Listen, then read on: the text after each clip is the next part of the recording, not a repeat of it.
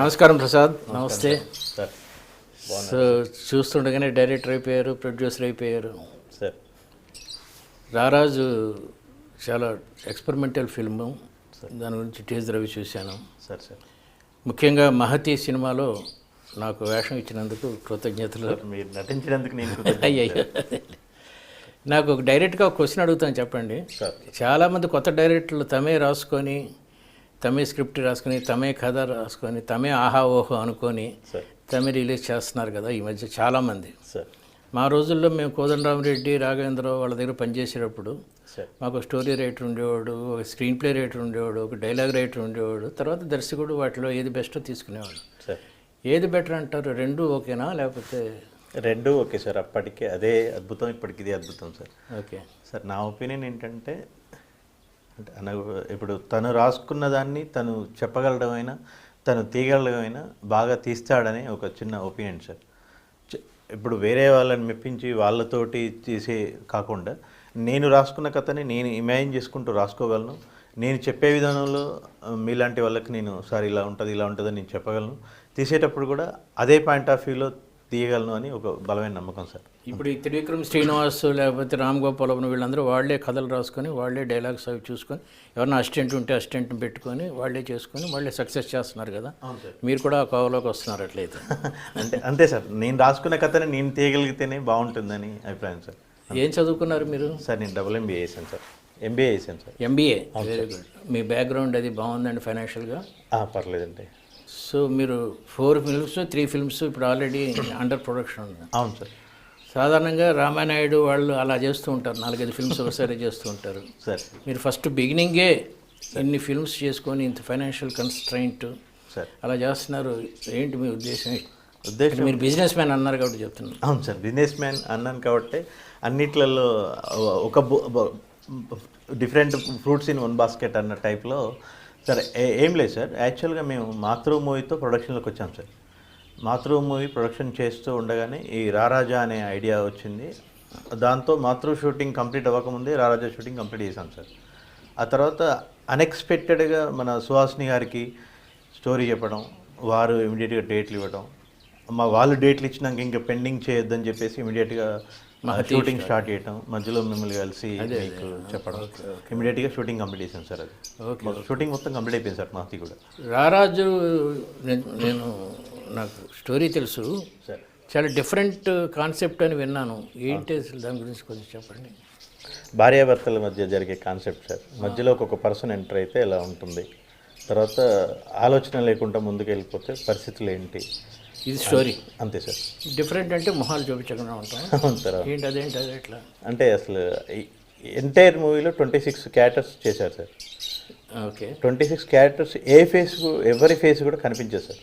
Cinema అయిపోయేంత వరకు కూడా ఎవరి ఫేస్ కూడా కనిపించదు సార్. అంటే యాక్టర్స్ వాళ్ళు ఎవరున్నా పర్లేదు ఇలా ఇలా ఏ కాన్సెప్ట్లో, అంతేగా? అట్లనే కాదులేండి, కానీ డబ్బింగ్ ఆర్టిస్టులు బాగుంటే చాలు. అంతే సార్, డబ్బింగ్ ఆర్టిస్టులు బాగుంటే చాలు, టేకింగ్ బాగుంటే చాలు, మ్యూజిక్ బ్యాక్గ్రౌండ్ మ్యూజిక్ బాగుంటే చాలు. కానీ కామెడీకి ముఖ కవళికలు అవి కనబడితే కొంచెం ఎక్కువ నవ్వు వస్తుంది అంటారు. ఓన్లీ డైలాగ్ కామెడీ ఉంటుందా ఇందులో? అంటే డైలాగ్ కామెడీ ఉంటుంది సార్. ఇప్పుడు మీ నావెల్స్లో కానివ్వండి, మీరు చెప్పే కథలలో కానివ్వండి, చదివినప్పుడు ప్రతి వ్యక్తి తనను తాను ఊహించుకొని చదువుకుంటాడు సార్. మ్యాక్సిమం కేసెస్ అంతేనండి. మ్యాక్సిమం కేసెస్ నేనైతే ఇలా ఉండేవాడిని అని ఊహించుకొని చదువుకుంటారు. అప్పుడు ఏ పర్సన్ అయితే అలా నేనే అని ఇమాజిన్ చేసుకుంటారో, ఈ సినిమాకి వచ్చేసరికి కూడా నేనైతే ఎలా ఉంటుంది అని ఇమాజిన్ చేసుకొని చూసుకుంటాడు సార్. ఓకే, అదొక్కటి మాత్రం. అంటే ఒక మర్డర్ జరిగినప్పుడు కత్తి ఒకటి చూపిస్తారు, పొడవటం చూపిస్తారు, అంతవరకు బ్లాక్ పెడతారు సార్. తర్వాత శవాన లాగాల్సి వస్తే ఓన్లీ కాళ్ళు తల కదులుతుంటే చూపిస్తారు. ఇది డిఫరెంట్ కాన్సెప్ట్ కదా. అవును సార్, చాలా డిఫరెంట్. మ్యూజిక్ డైరెక్టర్ ఎవరు? శేఖర్ చంద్ర సార్. మ్యూజిక్ చాలా ఎక్కువ పని ఉంటుంది కదా అతనికి. చాలా కష్టం, ఎందుకంటే మూడ్ దాంతోనే క్రియేట్ చేయాలి కాబట్టి. కానీ ఎక్కువ పని ఉంటుంది, ఎక్కువ ఫ్రీడమ్ కూడా ఉంటుంది సార్. వాళ్ళు అదే ఫ్రీడమ్ ఉంటుంది, ఫ్రీడమ్ కూడా ఉంటుంది. అంటే రెస్ట్రిక్షన్స్ ఏం లేకుండా వాళ్ళకి చాలా ఫ్రీడమ్ ఉంటుంది. Very good, very good. Songs ఉన్నాయండి ఇందులో? సాంగ్స్ కూడా ఉన్నాయి సార్. మరి సాంగ్స్ క్యారెక్టర్స్ లేకుండా సాంగ్స్ ఎట్లా చూసి? Promotional songs sir, only promotional songs. ఆ స్టోరీకి రిలేటెడ్గా ఉంటుంది సార్ సాంగ్ కూడా. Okay okay. నేను శేఖర్ చంద్ర గారు కూర్చొని చేసుకున్నాం సాంగ్. ఎన్ని రోజులు షూట్ చేశారు సార్? 15 రోజులు చేశాను సార్. 15 రోజులు. Very good, very good sir. Budget తక్కువలో చేస్తాను మీ ఉద్దేశం? బడ్జెట్ తక్కువ చేద్దాం సార్. ఇంకోటి ఏంటంటే డిఫరెంట్గా కేవలం కథ మీదనే డిపెండ్ అయిన సినిమా సార్ ఇది. ఇప్పుడు మామూలుగా ఏంటంటే ఇంతకుముందు ఏ సినిమా స్టోరీకైనా మూలం కథే సార్. కానీ ఇప్పుడు ఏంటంటే ఇంతకుముందు సినియారియాలో హీరో పలానా హీరోని, పలానా హీరోయిన్ని, పలానా క్యారెక్టర్ ఆర్టిస్ట్ని చూసుకొని ఆ సినిమాకి వచ్చేవాళ్ళు. కానీ ప్రస్తుతం ఉన్న కాలంలో అందరూ కూడా స్టోరీ బాగుంటేనే వస్తున్నారు సార్. అది ఎంత పెద్ద హీరో కానివ్వండి, ఎంత చిన్న హీరో కానివ్వండి, స్టోరీ బాగాలేతే పక్క పెట్టేస్తున్నారు సార్. Very good. కేవలం కథనమే సినిమా అన్న ఉద్దేశంలో తీసిన చిన్న ఎక్స్పెరిమెంటల్ మూవీ సార్. ఎంతండి duration? 99 minutes sir. 99 minutes, 1 hour 40 minutes అంతే సార్. ఓకే. ప్రమోషనల్ యాక్టివిటీస్ మరి బాగా చేస్తున్నారు. వాల్ పోస్టర్స్ ఎలా వేస్తారు? ఫోటోలు ఉండవు కదా. టైటిల్ అదే సినిమాలో ఉన్న క్యారెక్టర్స్ని ఫోటోలు తీసి వేస్తున్నాం సార్ అంతే. ఓకే. పోస్టర్స్ బాగానే ఉన్నాయి, ప్రమోషన్స్ బాగానే ఉన్నాయి. మొన్న తమ్మారెడ్డి భరద్వాజ గారు కూడా అదే అన్నారు సార్. ఏమని? ఇంతవరకు ఎవరు చేయలేదు ప్రసాద్ ఎక్స్పెరిమెంటల్. 1971లో డ్యూయల్ అనే సినిమా వచ్చింది అనేసరికి కూడా నాకు కూడా తెలియదు సార్. యాక్చువల్గా 1971లో డ్యూయల్ అనే మూవీ వచ్చింది. డ్యూయల్ అనే మూవీ వచ్చింది. ఏ భాషలో వచ్చింది? హాలీవుడే సార్. ఓహో, ఓకే. కానీ ఆ దాంట్లో కూడా ట్రక్ కారు కనిపిస్తుండే అన్నారు. కానీ దాంట్లో ఒక పర్సన్ కూడా కనిపించాడు. కానీ మన మూవీలో అసలు ఏ పర్సన్ కనిపించారు సార్. అసలు ఒక్క పర్సన్ కూడా కనిపించారు. జేడీ చక్రవర్తి గారు వీళ్ళందరూ కూడా అసలు మొత్తం not only Indian screen, total world wide స్క్రీన్లో కూడా ఇంతవరకు ఫేస్ కనిపించకుండా సినిమా రాలేదు. ఓకే అని అప్రిషియేట్ చేస్తున్నారు సార్. Okay okay okay. రిస్కే కదా కొంచెం. రిస్కే కదా సార్. మీరు ఎక్కడో రాశారు sir, no risk no story అని. అవునండి. No success, no risk no story no success అని రాశారు. అవునండి, అవును సార్. కానీ బాగా చేస్తున్నారు ఇది. కానీ సక్సెస్ అయితే సార్ చాలామంది అటెంప్ట్ చేయొచ్చు. హీరోస్ కూడా అక్కర్లేకుండా స్టోరీ బలంగా ఉంటే సార్. ఇప్పుడు సింగిల్ మ్యాన్తో చేశారు కదా, సునీల్ దత్తో యాదైన ఒక సినిమా వచ్చింది ఇందులో, ఒకడే ఆర్టిస్టు. అలాగే డైలాగ్ లేకుండా సంగీతం శ్రీనివాసరావు గారు ఒకటి పుష్పక విమానం ఒకటి చేశారు. ఇది థర్డ్ సక్సెస్ అవుతుంది. థర్డ్ ఫిల్మ్ అవుతుంది సార్ ఈ టైప్ ఆఫ్ జోనర్లో. అవును సార్. ఏమేమి సినిమాలు చేశారండి ఇప్పటికి మీరు? సార్ ఇప్పుడు మాతృ ప్రొడక్షన్ చేశాను. Production sir. మీరు ప్రొడ్యూసర్? ప్రొడ్యూసర్ చేశాను సార్. డైరెక్టర్ వేరే సార్. ఓకే. దాంట్లో 3 songs నేనే రాశాను సార్. మళ్ళీ ఈ రారాజు ఇది ఒకటి సార్. మళ్ళీ మనం అందరం కలిసి రారాజులో సాంగ్స్ కూడా మీరే రాశారు? నేనే రాశాను సార్. ఇప్పుడు మహతిలో అంటే ఇంకా ఆడియో సిట్టింగ్స్ ఏం జరగలేదు సార్. ఇంకా సాంగ్స్ చేయలేదు సార్. మీరే రాస్తారా? స్టోరీ నేనేం రాయను songs. Depends upon situation. Okay. వాళ్ళు మన మ్యూజిక్ డైరెక్టర్లు ఇచ్చిన ట్యూన్ బేస్ చేసుకొని రాయటం కదా సార్. అదేలేండి. స్టోరీ మాత్రం అంతే అయిపోయింది sir. Talkie part completed sir. ఇప్పుడు మీరే సాంగ్స్ రాసి, మీరే డైలాగ్స్ రాసి, మీరే స్టోరీ రాసి, యాక్టర్స్ లేకుండా చేస్తే సినిమా ఫీల్డ్ వాళ్ళు గొడవ పెట్టేస్తారు కదండి. అయ్యో అట్లా ఏం లేదు సార్. ఇంకోటి నేనేదో మార్చాలి కదా, మీ అభిరుచి అంతే సార్. అభిరుచి అంతే. జస్ట్ ఒక ఎక్స్పెరిమెంటల్ లాగా ఇలా కూడా చేయొచ్చు అని చూపించడం కోసం సార్. ఇప్పుడు రారాజులో ఫేసెస్ చూపించాను. ఇలాంటి స్పెషాలిటీ మాతృలో కూడా ఉందా ఏమన్నా? ఏం లేదు సార్. కానీ జేడీ గారు అడిగారు, జేడీ గారి కోసం ఒక స్టోరీ రాసాము. ఆ సినిమా మొత్తంలో కూడా అన్ని క్యారెక్టర్స్ ఏం కనిపించకుండా ఒక జేడీ చక్రవర్తి గారే కనిపిస్తారు. అంటే ఎవరితో మాట్లాడతాడు? అందరితో. మదర్తో మాట్లాడతాడు. మదర్ ఉండదు? మదర్ ఉంటుంది. మదర్ ఫేస్ చూపించాం అంతే. సజెషన్ తీసుకుంటాం. ఓకే. అది టైం పడుతుంది సార్, చాలా టైం పడుతుంది. ఇంకా లైన్ అయితే ఓకే అయింది, కానీ ఇంకా 2 years పట్టచ్చు, 3 years పట్టచ్చు. జేడీ గారి డైరెక్షనా మీ డైరెక్షనా? నా డైరెక్షన్లో జేడీ గారితో యాక్ట్ చేస్తారు ఆయన. యాక్ట్ చేస్తారు. మాతృకి ఇంకా ఏంటండి స్పెషాలిటీస్? మాతృలో అందరు కాస్టింగ్ అంతా పెద్ద కాస్టింగ్ సార్. మాతృలో సార్ ఆమని గారు, రోజాపూలు, మన శ్రీరామ్ గారు, రవి కాలే గారు, దేవి ప్రసాద్ గారు, అందరూ కూడా మంచి కాస్టింగ్. అందరూ కూడా సాంగ్స్ ఉన్నాయి. అందులో కూడా సాంగ్స్ ఉన్నాయి. ఇప్పుడు ఈ పిక్చర్ రారాజులో సాంగ్స్ ఎక్కడ షూట్ చేస్తున్నారా బయట లొకేషన్స్? లేదు సార్, ఒకటే సాంగ్ అయిపోయింది సార్. ఆల్రెడీ సాంగ్ అయిపోయింది. March 7th రిలీజ్ పెట్టుకున్నాం సార్. మహతిలో సాంగ్స్ ఎక్కడ షూట్ చేస్తున్నారు? ఒకటి కొడైకెనాల్ అనుకున్నాం సార్, సుహాసిని గారిది. ఒకటి లోకల్లోనే, టైటిల్ సాంగ్ లోకల్లోనే ఉంది సార్, సుహాసిని మీద. హీరో సుహాసిని మీద బాగా కాదు సార్, సందీప్ మాధవ్ హీరో గారు ఉన్నారు. హీరోయిన్ల మీద లోకల్లో మళ్ళీ ఒకటి మాంటే సాంగ్ ఉంది సార్. ఓకే. ఇప్పుడు 3 సినిమాలు మీరు చెప్పినట్టు 3 సినిమాలు అయినాయి ఇప్పటికి. అవును సార్. ఆల్రెడీ మీరు ఒక సినిమా ప్రొడ్యూస్ చేశారు, 2 సినిమాలు డైరెక్ట్ చేశారు, కొన్ని ప్రొడ్యూస్ కూడా చేశారు. అవును సార్. రెండిట్లో. అవును సార్. మీరు కొత్త డైరెక్టర్లకి ఏమి సజెషన్ ఇస్తారండి? ఏం లేదు సార్, ఇప్పుడు కథ బలంగా ఉండాలి చెప్పారు. కథ బలంగా ఉండాలి సార్. చిలికితే వెంటనే అమృతం రాలేదు సార్. అమృతం రాలేదు. అన్నీ వస్తాయి, చెప్పులు వస్తాయి, బూట్లు వస్తాయి, అన్నీ వస్తాయి, చెత్త వస్తుంది, అన్నీ వస్తుంది. అలాగే కంటిన్యూటీగా కష్టపడడమే ఇంపార్టెంట్ సార్. కష్టపడటం అనే వరుడు నేను కష్టపడడం కదా సార్, తెలివిగా కష్టపడడం, కృషి చేయటం. అవును సార్. కష్టపడటం అంటే ఇష్టం లేనిది చేయటం. అవును సార్, ఇష్టం లేని చేయడం కష్టపడడం. షూటింగ్కి వెళ్తున్నప్పుడు అబ్బాయి ఎందుకు వచ్చిన కూడా అనుకోలేదు కదా సార్. కష్టపడటం అంటే అది. అవును సార్, ఆనందంగానే వెళ్ళారు కదా. ఆనందంగానే వెళ్ళారు సార్. దాంట్లోనే చాలామంది ఏంటంటే సార్, ఇప్పుడు 11 మంది పరుగు పందెంలో 11 మంది పరిగెడుతున్నారు, ఎవరో ఒకరు గెలుస్తారని అందరికీ తెలుసు. అట్లని చెప్పి మిగతా 10 మంది ఆగిపోరు కదా సార్. చివరి వరకు ఆడి పోరాడి ఓడినా కూడా గెలిచిన వాటితోటే సమానం. అవునండి. అక్కడి వరకు పోరాడడం అనేది ఇంపార్టెంట్. అవును. అయిపోయింది కదా ఇంకా నా వల్ల కాదు అని వెనక్కి రావడం కంటే ఇష్టంతో దిగినాం కాబట్టి చివరి వరకు వెళ్ళటమే, ఏ రిజల్ట్ వచ్చినా చేసుకుంటూ వెళ్ళిపోవడమే. ఇప్పుడు మన రారాజా రిలీజ్ పెట్టుకున్నాం సార్. ప్రేక్షక దేవుళ్ళు ఆదరిస్తే హ్యాపీ, ఆదరించకపోయినా నాకు సపోర్టే.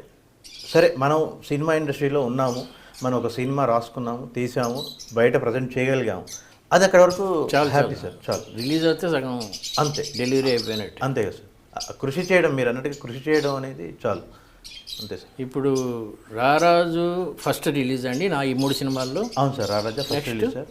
మేలో మాతృ రిలీజ్, తర్వాత మహతి, సెప్టెంబర్ అక్టోబర్లో మహతి రిలీజ్. మీరు అన్నట్టు ఒక గంపలో 4 పళ్ళు పెట్టుకొని ఒక పండు అమ్మకపోయినా ఇంకో పండు అమ్మకపోతుంది.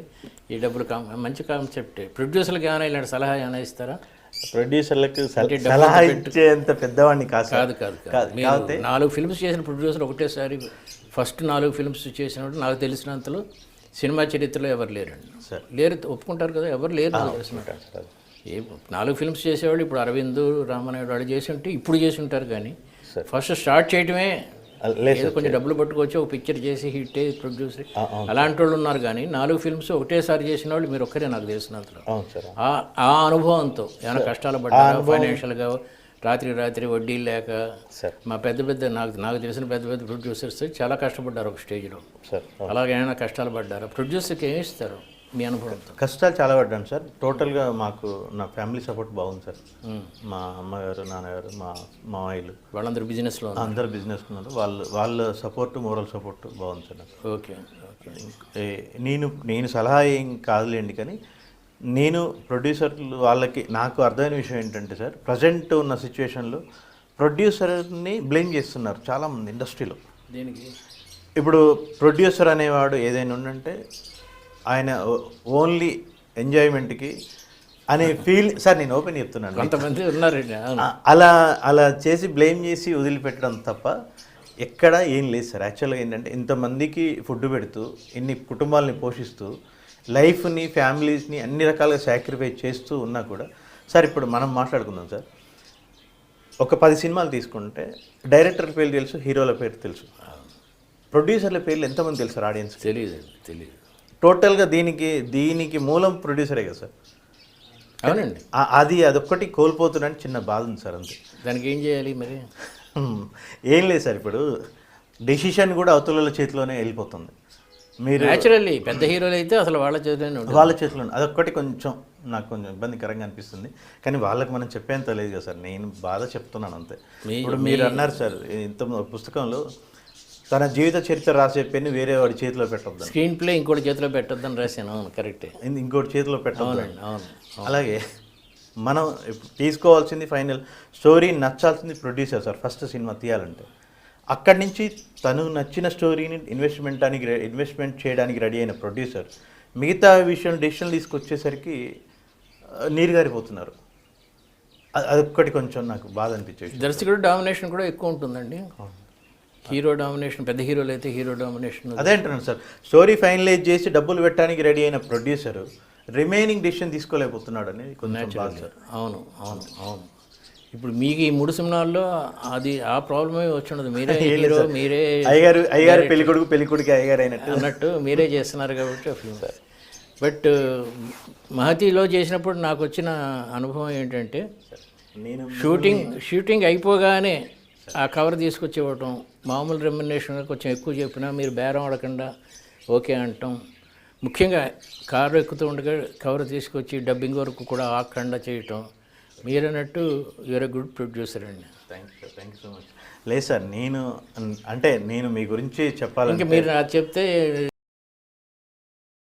నో సార్, నేను అనేది ఏంటంటే సార్, అసలు నేను మీ దగ్గరికి రావటం, నేను మీతో స్టోరీ చెప్పడం, మీరు రావటం, నటించడం నాకు చాలా సంతృప్తి అనిపించింది. నేను ఇప్పుడు మాట్లాడుకున్న విషయం ఏంటంటే, అసలు మీకు ఎలా అనిపించింది సార్ అక్కడ డైలాగులు కానివ్వండి, సీన్ ఎలా జరిగింది, మీకు ఎలా అనిపించింది అని నేను అడుగుతున్నాను. నాకు ఫస్ట్ అనిపించింది ఏంటంటే you are very confident about yourself. Suhasini గారు కూడా అదే అన్నారు నాతో. సార్ కొత్త డైరెక్టర్ అయినా ఎంత కాన్ఫిడెంట్గా చేస్తున్నాడు చూడండి.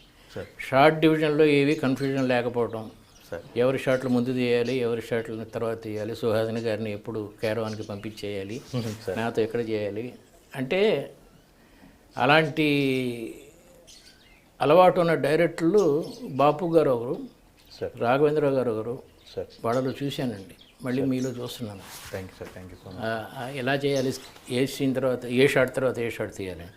తర్వాత డైలాగ్ కూడా నేను ఒకసారి ఏదో చిన్న సజెషన్ చెప్పకపోతే వద్దండి ఇది ఇలాగే ఉంచండి అన్నారు మీరు, నాకు గుర్తుంది. ఆ కాన్ఫిడెన్స్ ఉండాలండి డైరెక్టర్, ఎందుకంటే మీరే కదా ship captain, ship of the captain మీరే, మీకు తెలుస్తుంది. సార్ నేను ఎక్కడో రాశాను, మంచి నాయకుడు సలహాలు తీసుకుంటాడు కానీ నిర్ణయం అతనే తీసుకుంటాడని, అది ప్రూవ్ చేశారండి. Sir thank you sir, thank you so much. Prasad, ఈ రారాజు టీజర్ చూశాను, సార్ చిన్న చిన్న స్టిల్స్ చూశాను, సార్ స్టోరీ విన్నాను, సార్ ఎక్స్పెరిమెంట్ చేస్తున్నారు. సార్ ప్రేక్షకులకి ఇది బాగా నచ్చాలని మనస్ఫూర్తిగా కోరుకునే వాళ్ళు నేను ఒకడిని, ఎందుకంటే నేను ఎప్పుడూ ఎక్స్పెరిమెంట్స్ని ఇష్టపడతాను. సార్ థ్యాంక్ యూ ఈ ప్రయోగం సక్సెస్ అయితే సినిమా చరిత్రలో చాలా పెద్ద పెద్ద మార్పులు జరుగుతాయి సార్. నేను అనుకోవచ్చు ఒక సినిమా వల్ల మార్పులు జరుగుతాయి, ఒక్క నవల వల్ల కూడా మార్పులు జరిగింది నా అనుభవం ఉంది కదా. అవును సార్, అప్పటి వరకు రకరకాల డ్రీమ్స్లో ఉన్న నవల సాహిత్యాన్ని ఇంకో రకంగా మార్చాం కదా. అవును సార్. అలాగే మీరు ఇప్పుడు ఈ రారాజు, ఈ మహతిలో కూడా హీరో చిన్న వేషం, సైడ్ వేషం అనుకుంటున్నాను. మంచి రోల్ సార్, ఈరోజు కూడా. అవునా? హీరోది కూడా చాలా మంచి రోల్ సార్, డిటెక్టివ్ అతను. ఓహో, డిటెక్టివ్. అతను detective. So hero Suhasini main, lady ఓరియంటెడేనా? లేడీ ఓరియంటెడ్, కానీ హీరో గారికి కూడా చాలా స్కోప్ ఉంది సార్. అవునా? చాలా మంచి స్కోప్ ఉంది. ఓకే, అది కూడా నావెల్ పాయింట్ అనుకోండి, ఇఫ్ ఐమ్ కరెక్ట్. చెప్పాను సార్, కిడ్నాప్స్ అవి జరుగుతాయి అదేనా? అదే కదా. అవును సార్. యా. మ్యాక్సిమం మీకు నేను ప్రతి స్టోరీ మీకు చెప్పారు. అంటే ఎన్నో స్టోరీస్ వల్ల కన్ఫ్యూజ్ అయ్యాను. ఆ కిడ్నాప్స్ కాకపోతే ఏంటంటే ప్రతి స్టోరీ నేను మీకు ముందు వచ్చి మీకు చెప్తున్నాను. ఆ వెరైటీ, స్టోరీలో వెరైటీ ఉంటాం సార్, ఇందులో టేకింగ్లో వెరైటీ ఉంటాం సార్. ఆ మూడో సినిమా కూడా హిట్ అవ్వాలని, మీరు నెక్స్ట్ స్టేజీలోకి వచ్చినప్పటికీ సార్ మనం ఇక్కడ కాకుండా ఏదైనా ఒక కొడైకెనాల్లోనో ఎక్కడో నెక్స్ట్ ఇంటర్వ్యూ ఉండాలని ఆశిస్తున్నాను. Thank you sir, thank you very much. Thank you.